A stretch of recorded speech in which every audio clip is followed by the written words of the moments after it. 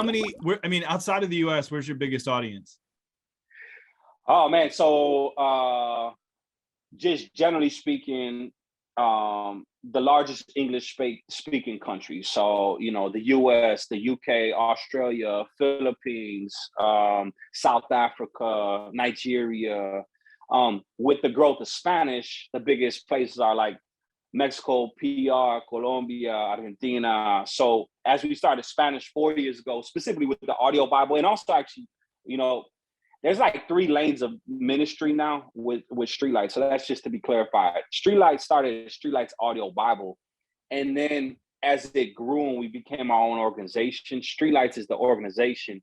We do audio Bibles. We teach the word through what's called Corner Talk. And then we do gospel center music, hip hop, live hip hop through what's called Prism. So that's been kind of the evolution of growth. So saying that, I mean, the largest countries for English and Spanish obviously vary, but yeah. I was curious though, more on the Spanish front. What Spanish country do you get the most traction with? Man, the Spanish speaking world is crazy on social media. So it's just from all over the place. I could tell you the numbers. It's Mexico, PR, Colombia, Dominican Republic, Spain. And that's because we also know a lot of people there. So it's organically spreading, like church to church, going to a leader and be like, hey, man, we got something for you youth and young adults. It'd be really great. Check it out.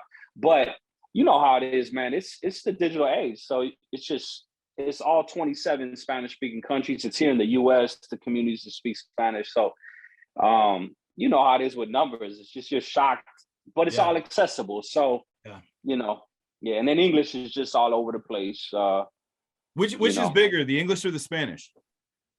English, yeah, but English has been around a lot longer. Okay. It has more resources. We're further into doing the audio Bible because it's not complete. We release it book by book, and then also obviously it's the largest spoken language in the world. So, and then you got the whole appeal of, we got ESL ministries using it. We have the learnability factor. People are using it for that all the time too, And I saw you have, is Miriam, do you guys work with Miriam Mercado? That's my sister. That's your sister? I didn't know that she was your sister. Okay. That's my sister. Miriam, how do you know her? Because she was at Moody when I was there. I remember her. Okay. Yeah. I remember.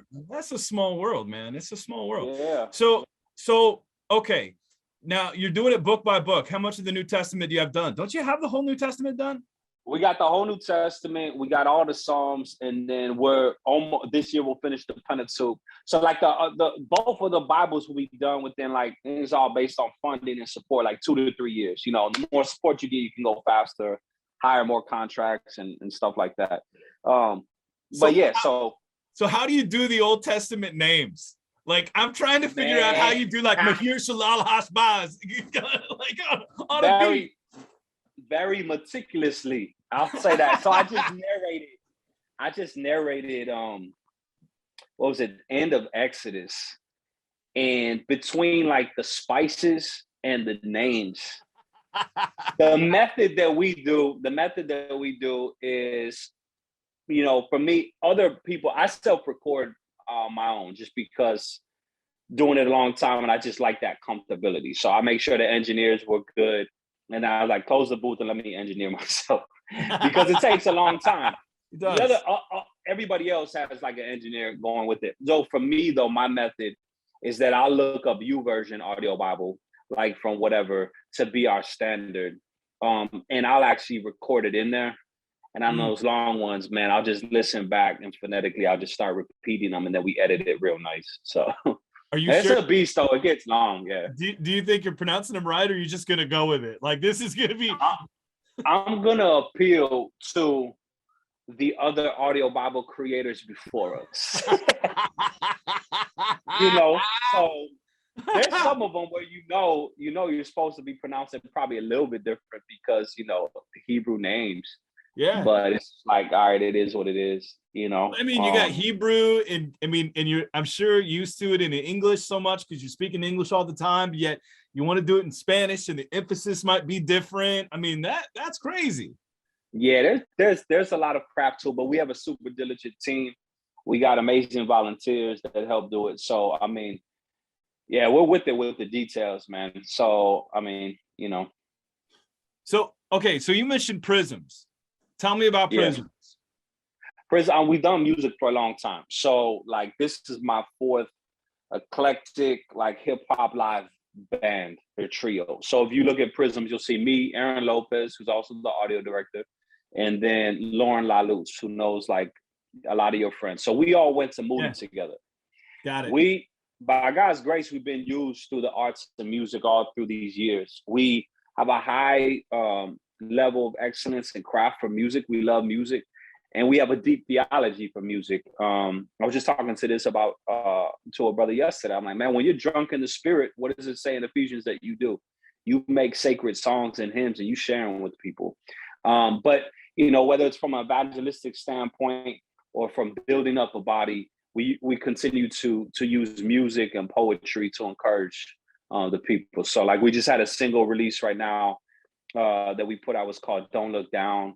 So the whole emphasis of that song is the church right now losing sight of Christ. And so we believe in spiritual music and spiritual songs. The style is hip hop, live hip hop with a lot of Latin influence. And we've done that since we're 17, sometimes with big bands, 10-piece bands down to trios. But that's an aspect that we keep in the ministry that existed before under the record label of Humble Beast. It was called Alert 312. And that's how we did music for a long time. But like when we launched our own nonprofit, we brought everything we do under one house so that we wouldn't confuse people. It's like, so we were like doing Streetlights Audio Bible, and then we were Alert 312, and we'd be on tour ministering, and then it'd be like, also grab this Bible we do. And we were like a walking bodega. I was just like, okay, you guys do all this stuff. Like, so we finally said when we launched as a nonprofit last year, almost 4 years ago at this point, man, look, everything's under the house of Streetlights, so that it's just really clear for people, because it was just, you know, digital age, especially as it's grown, you know, you get confused. What do I search for? Where do I go? You know, so yeah, so those are the lanes.